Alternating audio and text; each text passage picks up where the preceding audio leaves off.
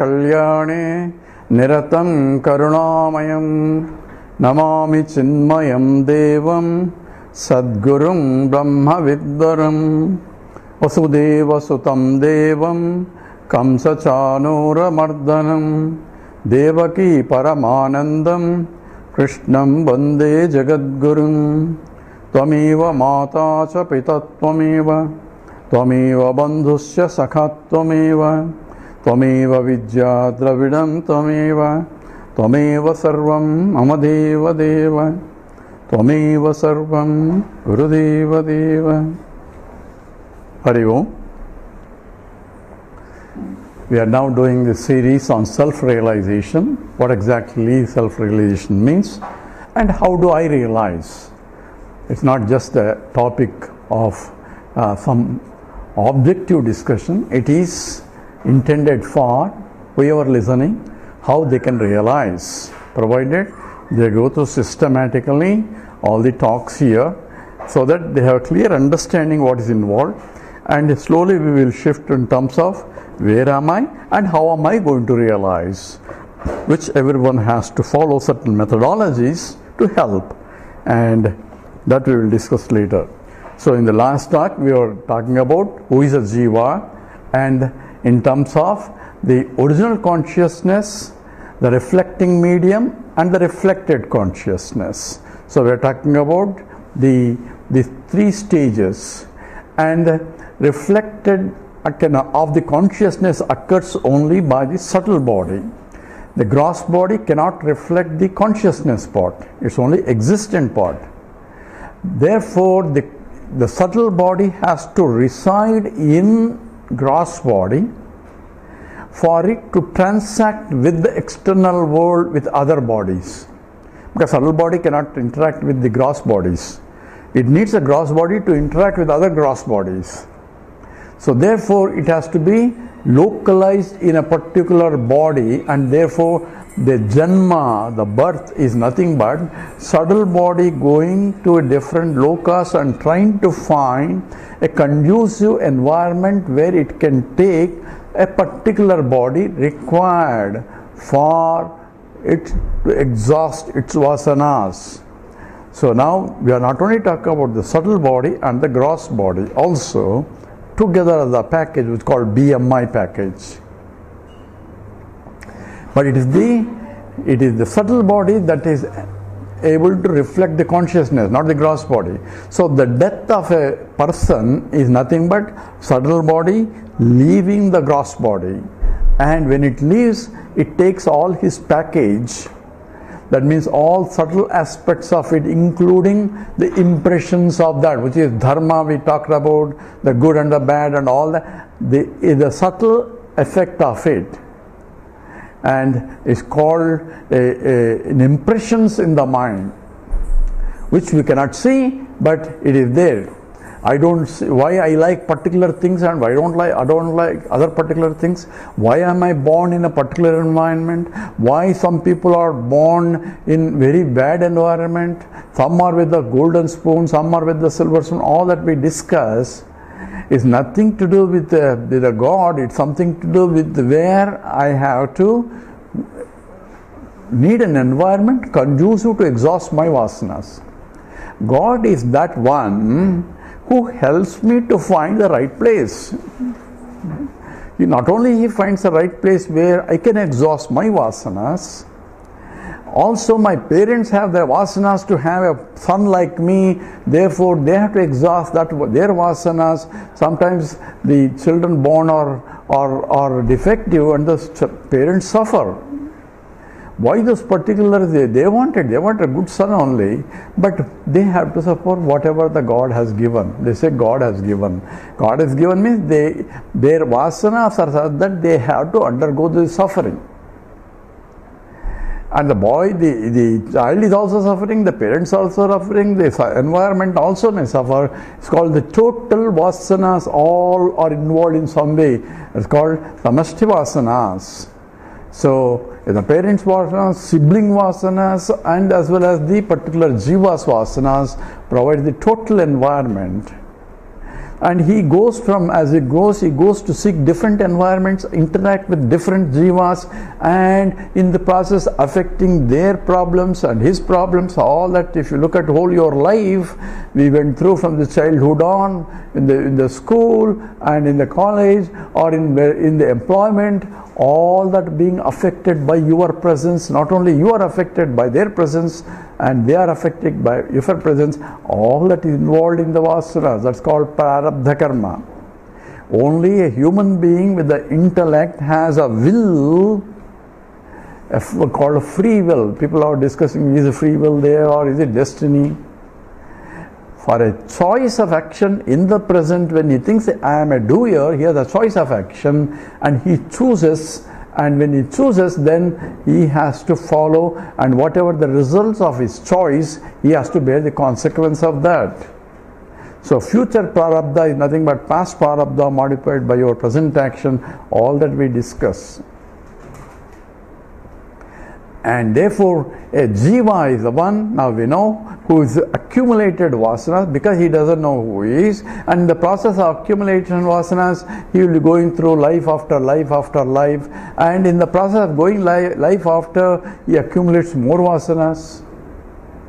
And this becomes an endless cycle. Now, the first question we ask is, when did I start this ignorance? When I did not know that I am the pure consciousness and I am the local consciousness. When did that confusion, that ignorance because of which I am taking something other than myself, when did it start? So, question ultimately comes to, when my ignorance of myself started. This is a basic fundamental question. Now, if you look at it, ignorance cannot start. Ignorance is beginningless. Any ignorance. So, if I ask, do you know chemistry? Say, I don't know. When is your ignorance of chemistry started? What do you mean? When from the beginning, I don't know chemistry. From the beginning of what? So, there is no beginning for ignorance, any ignorance. But ignorance can be removed by the knowledge. So ignorance is a peculiar where it is anadi. Anadi means no beginning, but it can end. When I learned chemistry, my ignorance of chemistry is gone. Right? The same way, the ignorance of I am a jiva and ignorance of myself, I am the total consciousness, and I take myself as jiva as I am jiva, I am this is jiva. Who thinks I am this is a jiva. Because I am part coming from the total and this part is inert. So the one who has the wrong notions and due to ignorance, when did it start that ignorance? Ignorance is mula vidya, fundamental ignorance, because there cannot be beginning for ignorance. But it can end when that mind that has ignorance gains the knowledge that I am part coming from the total consciousness, and the mind is only equipment. Where does that arise? In the mind only. Has to be clear. So it's not beyond the mind, go beyond the mind, it is objectless awareness, we will analyze slowly. So our mind is confused, and that mind needs an education. Any confusion can only be learned by the process of learning process, not by touching somebody is going to realize. Nothing will happen.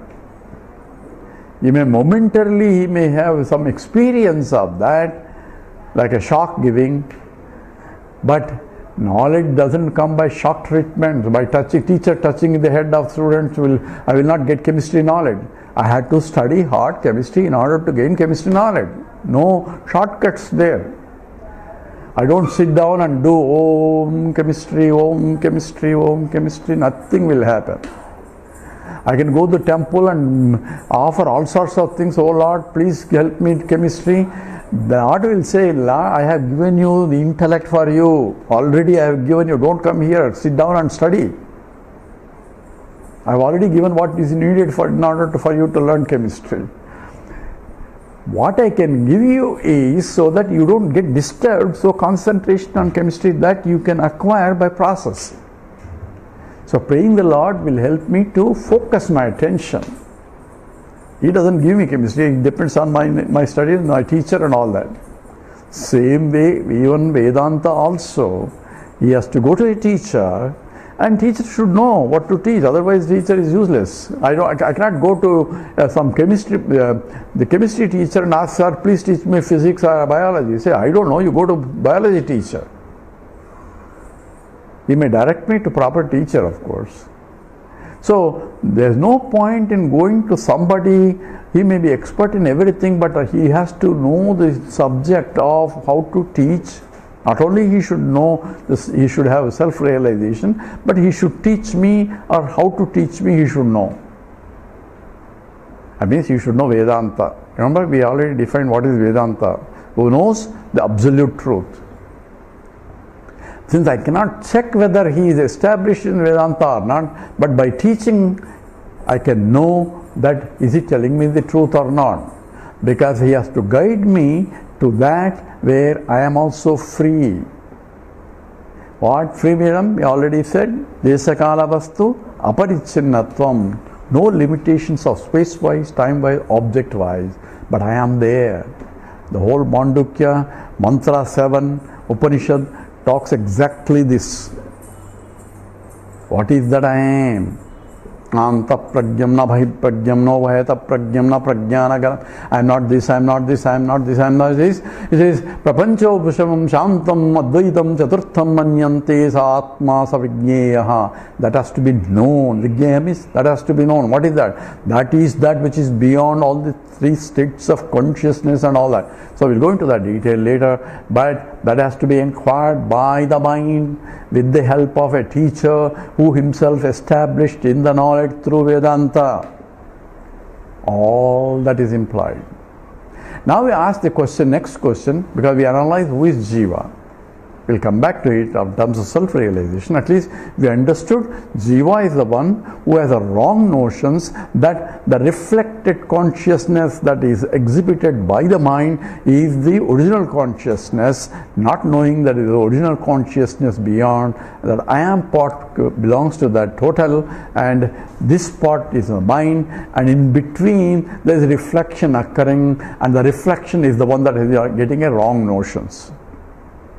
So I need the mind, I need a reflection, and original is there. All that are there and in the process of realization. Now, then we ask question, who is Iswara? Do I need to know Iswara? You are not talking about any Iswara. You are only talking about all the time that this reflected consciousness in the mind and local mind and pure consciousness, Brahman, and where is the Iswara now? So now we define Iswara. Who is Iswara? Who is God? Every religion defines. The first definition of Iswara, we go by step. First definition of this is Jagat Karta Ishwaraha. What's the first definition? Jagat Karta Ishwaraha. That means the one who created this universe is God. That's what every religion you go, he will tell you God created this universe. So why did he create? Why didn't he? If he got created, why did he create me? People ask the questions now. Oh, don't ask that. That's a blasphemy. No, it's a valid question. Only Vedantin will ask that question, and allowed to ask the question. Whereas other religions, because they don't have answer, so therefore you have to have a belief system. God created. Why? Why? Because somebody ate an apple and that's why you are here. So if he eats apple, why should I be here? Oh, he committed a sin, he did not hear. If somebody else committed a sin, why should I be born? No one asks the question. If you ask the question, they will ask you not to ask the question because that's a blasphemy, because it is so. But Vedanta says you are born because of you. Don't blame God, anybody. God is only providing you an environment to exhaust your vasanas, because you have vasanas that you likes and dislikes, you are coming back, and the environment is required. Because I like to go and iron, so go to that place and go join in the business school and done. Because you have a desire to earn. You have to desire to do this, you have to desire to do that, then environment you seek in order to fulfill your desires. That's exactly how birth is also. You're seeking an environment in a parents where your vasanas, whether it's a good or bad, if you do bad things, then you will be born to exhaust those things also. So nobody, quote unquote, nobody suffers unnecessarily. You may think the child is suffering, he has not done anything. So he has not done anything only because the previous life he has done, that's why he is born in an environment where he has to suffer. Oh, that is rude, that's crude. Well, if that's crude, then go and help. Don't let this child suffer. That is your choice. Don't sit down and complain, oh, this is a fate. The fate is only for the child. He has to be in that environment. But your fate or your choice is to help the child so that she can grow in spite of whatever the prarabdha is. That is your choice. And your action will give you the result. If it's a good action, then you will be benefited. Not only the child, but you will be benefited. So this is all included and correctly in all these things. So when people ask questions, what happens when tsunami comes? Millions of people, when a terrorist is killing, so many people are innocent, people are dying. Is that destiny? What kind of God it is? These are valid questions, but one has to be, Vedanta is very clear. Nobody suffers unnecessarily. So if a mass scale suffering is occurring, if they have no choice in that, be careful, if there is no choice in that, they are put along with many people and they don't have choice in that, then that suffering is due to prarabdha. So a terrorist is innocent people, innocent people don't have a choice in that, then it is prarabdha, samishti prarabdha, total prarabdha of those people who are suffering. But if I have a choice, so for example, if the war is there, if I am deliberately want to go to the war and I get killed in the process, because I have a choice in performing, not performing and that, then it's not only prarabdha, but there is a purushartha, will of the person involved is also involved. Therefore, you don't call it completely destiny. It's his choice. Child is born, it's not his choice. Child is born as a boy or a girl, it's not his choice. Child cannot do but depend upon mother, that's not his choice. Mother can take care of the child and neglect the child, that's her choice. Follow now where the choice comes. The baby may not have choice, but the mother has a choice to take care or not to take care, to feed properly or not to feed properly. All that is ingrained. So whenever I have a choice in the action, then it is purushartha, my will is coming into picture, therefore I am responsible for that action. If I have no will and I am involved in something, somebody comes and shoots at me without the knowledge also, then it is prarabdha. This is very crystal clear. What I am doing is I am going somewhere else ultimately. Nobody dies. Remember, there is no death at all. That's what Gita-upadesha starts. Atvevaham jatanasam natvam nemi janadipaha nachaiva na bhavishyama sarve vayam atah param. There is never a time I was not there, never a time you were not there, and never a time all these kings that are going to be killed will not be there. They will be there some other place. All you are doing is transporting them. And they have choice to come here to fight with you. Therefore, it is your choice to fight with them. And if your choice of fighting with them is for doing justice, because that's what you are born with, then you have to fight. Because that's a part of the system requirements. So all that is teaching is Swadharma, all those dharmas are all being taught in the Yoga Shastram, that is a Bhagavad Gita. Later, in the Bhagavatam, there is a Uddhava Gita, where Uddhava asks, what should I do now? I want to serve you. He says, you have served enough. Now it's choice. Your duty is to go and sit and contemplate, because your mind is already prepared. You are a sattvic mind where knowledge is required now.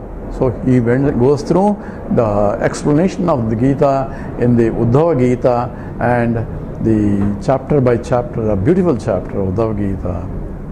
And then in the end he says, now contemplate on it, go to Himalayas, and in between meet Vidura and all that, and go to Himalayas and contemplate on the knowledge that I have given you.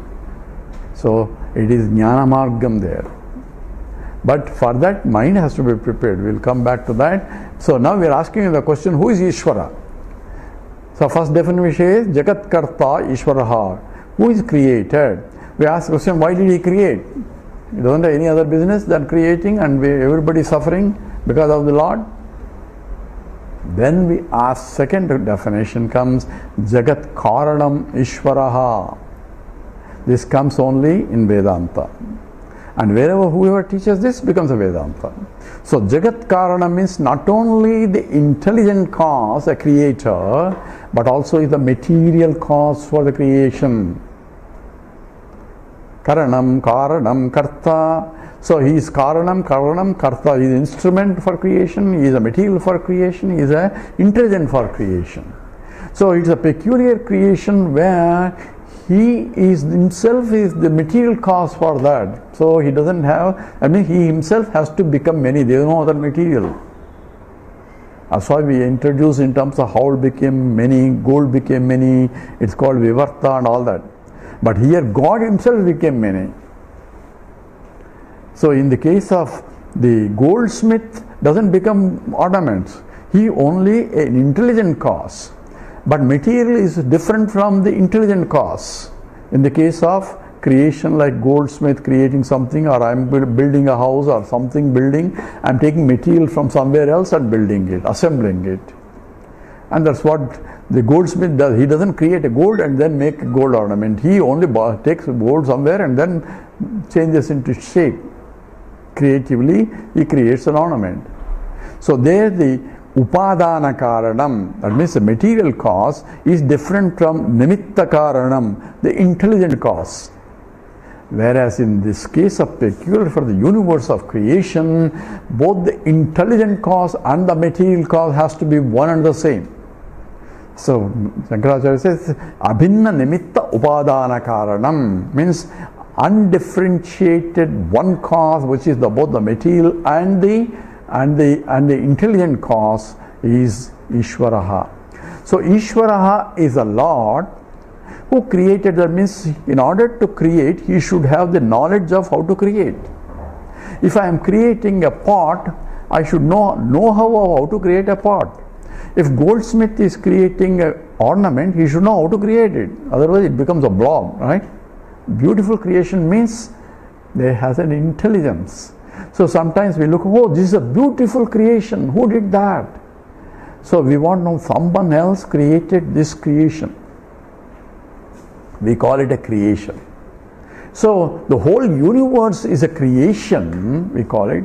So I don't believe it's a creation. Only Big Bang. We already said what is the problem with the Big Bang. Remember, it's the singularities. We don't know how the material came, or the space created. All that is problems there. Where exactly Big Bang occurred, all that is problem.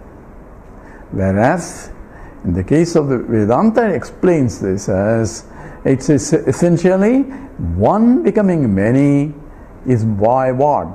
Abhinna Nimitta, that Ishvara himself became. He is the material also for that. Says, I want to see that Ishvara, I want to catch hold of him. And if he has consulted me, I would have created a better universe. Why did he create this kind of mess? People ask all these atheists ask the question because they don't analyze the system. Recently, the Stephen Hopkins, I don't know, it was a couple of years back, he said, God did not create the universe. As if you knew. And then, so how did the universe come? Nature created it. So how did the nature come, sir? Don't ask me that question, I don't know. What is nature? Prakriti. Prakriti created. That's what Sankhya philosophy is. Prakriti created the whole thing. He says, no. Prakritim Purusham Chaiva. So Prakriti and Purusha involved. Purusha means the intelligent cause and the material cause, both are involved in the creation. But both are one and the same, appear to be different. So, sir, I want to see Iswara. You are seeing Iswara. What do you mean I am seeing Iswara? I don't see God. Show me God. Say, everything is God. Oh, it's not God. Carpet is not God. The garbage is not God. All the filthy things are not God. Then what is God?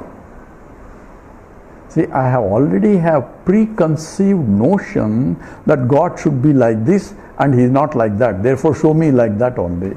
So this is called Abrahamic religions. This is the Father in heaven created. He said. We don't have Father in heaven. We have essentially, if we have Father in heaven, how did he be in the heaven? Who created that heaven? He has to be there to create heaven also. And then where was he before he created heaven? All these questions come because logical impossibilities. So what is a God? God is right here, right there, but you have to see. Oh, I am seeing a chair and different from a table and different from the food and different from a garbage. Now we are in the modern system, we say every material is nothing but electrons, protons and neutrons, combination of that. Only permutations and combinations is nothing but every material, nothing but electrons, protons and neutrons. That's it. So one electron, proton, neutron system is becoming in many, appearing as many. I don't see electron, protons and neutrons because with that eyes you cannot see. You're only seeing solid things that eyes can see.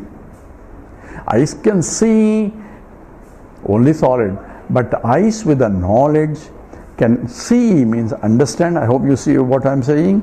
Understand is nothing but electron, protons and neutrons packaged in that way to become a gold or an iron or something from which I can make this material, that material and all. Gold for gold ornaments, iron for iron ornaments, but all are nothing but electron, protons and neutrons. I can have a knowledge, but transactionally I can use gold as a gold and iron because gold is more expensive than iron. So I save gold in the almara or somewhere in the lock it up, whereas iron can be, I can use it because it gets rusted. All that is because even though it's electron, protons and neutrons. So just because I know oneness that pervades the whole universe, still transactionally the garbage is garbage, the food is a food, he is different, she is different at a transactional level, but at an absolute level I should have the knowledge that everything is nothing but Lord only. So what is the knowledge and what is the transactional knowledge? Transaction knowledge is this is a ring and this is a bangle and a necklace, they are different and so on. And the knowledge is nothing but this is gold only that pervades the ring and the bangle and the necklace. Or even more fundamentally, everything is nothing but electrons, protons and neutrons. Garbage is different and food is different and table different because they are packed differently. So value depends upon the package and all that. And I am giving more importance to packaging than the essence, because essence is the same. And for transactional purpose, I have to give importance. So if I want to wear a ring, I can't do with a bangle or a necklace and bracelets, I need a ring. So ring is required to wear as a ring, bangle is required as a wear as a bangle. So for transactionally, I am not getting confused with the names and forms, but yet understanding cognitively, I should see that it is nothing but the gold. I should see it's nothing but electrons, protons, neutrons. I should see it's nothing but the Lord Himself in various names and forms. That becomes a knowledge. So bhakti comes, not only I am go to the temple and see the Lord, but even outside everything is nothing but the Lord. Jagada ishadhihi yukta sevanam ashtamurti bruk deva pujanam. Bhagavan Ravana Maharshi says, Jagata Ishadhi, the whole world is nothing but the Lord. You can go to temple also Lord, outside is also Lord. I should have a clear understanding, and that becomes real knowledge. That's called Jnana Chakshu, wisdom eye. Wisdom comes when I see oneness, that is the Lord pervading everywhere. So who is Iswara? Is the one who is creator and sustainer, the material cause and the intelligent cause. Not only that, he is that which I cannot see, but because of which I can see everything, is nothing but the Lord only.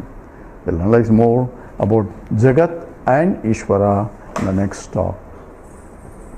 We stop here. Om Purnamada Purnamidam Purnat Purnamudachyate Purnasya Purnamadaya Purnameva Vasishyate. Om Shanti Shanti Shanti. Harihi Om Sri Gurubhyo Namaha. Harihi Om.